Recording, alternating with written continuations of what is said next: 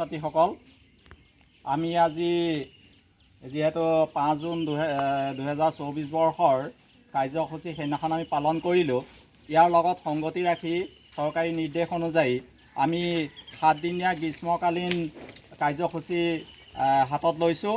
আৰু এই ক্ষেত্ৰত তোমালোকক আমি প্ৰথম বিষয়টো আছে যে সুস্থ জীৱনশৈলী গ্ৰহণ কৰিবৰ কাৰণে আমি কেনেধৰণৰ ব্যৱস্থা গ্ৰহণ কৰিব লাগে।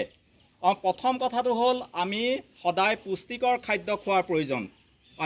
আমাৰ পাঠ্যপুথিত আছে পুষ্টিকৰ খাদ্য কাক বোলে বা পুষ্টিকৰ খাদ্যত কি কি থাকে, তেনেকুৱা ধৰণৰ খাদ্যবস্তু আমি সদায় গ্ৰহণ কৰিব লাগে।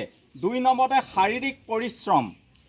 শাৰীৰিক পৰিশ্ৰমটো অত্যন্ত গুৰুত্বপূৰ্ণ বিষয়।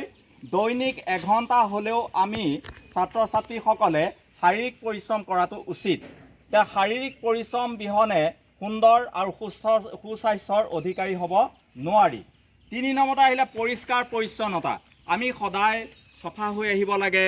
আমি বিভিন্ন ধৰণৰ কামবিলাকত যেতিয়া ৰাতিপুৱা শুই উঠি পেলাই গা পা ধুনীয়াকৈ ধুব লাগে। ধুই পেলাই খোৱা বোৱা কৰি পেলাই আমি বিদ্যালয়লৈ আহোঁ আৰু গৈ পেলাই ভালকৈ হাত মুখ ধুই পেলাইহে আমি খাদ্যবস্তু গ্ৰহণ কৰা উচিত। 3 নম্বৰ কথাটো হ'ল যে আমাক চৰকাৰী নিৰ্দেশনা অনুযায়ী হাত কেনেকৈ ধুব লাগে তাৰো আমি প্ৰশিক্ষণ তোমালোকক দিছোঁ। ইতিমধ্যে বিদ্যালয়ৰ শিক্ষয়িত্ৰী পূবালী বাইদেৱে তোমালোকক হাত ধোৱাৰ কৌশল কেনেকৈ অৱলম্বন কৰিব লাগে সেই সম্পৰ্কত আৰু লগত অন্যান্য বাইদেউসকল লগ লাগি তোমালোকক শিকাইছিলে। গতিকে আমি এই কথাখিনি আচলতে মাজে মাজে আঁৰাই থকা উচিত।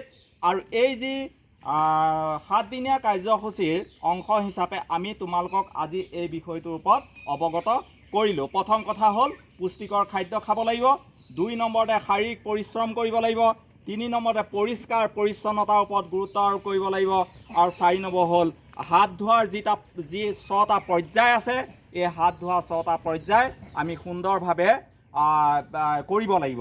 তেতিয়াহে আমি সুস্বাস্থ্যৰ অধিকাৰী হৈ সুস্থ জীৱনশৈলীৰে আমি জীৱনৰ বাটত আগবাঢ়িব পাৰিম।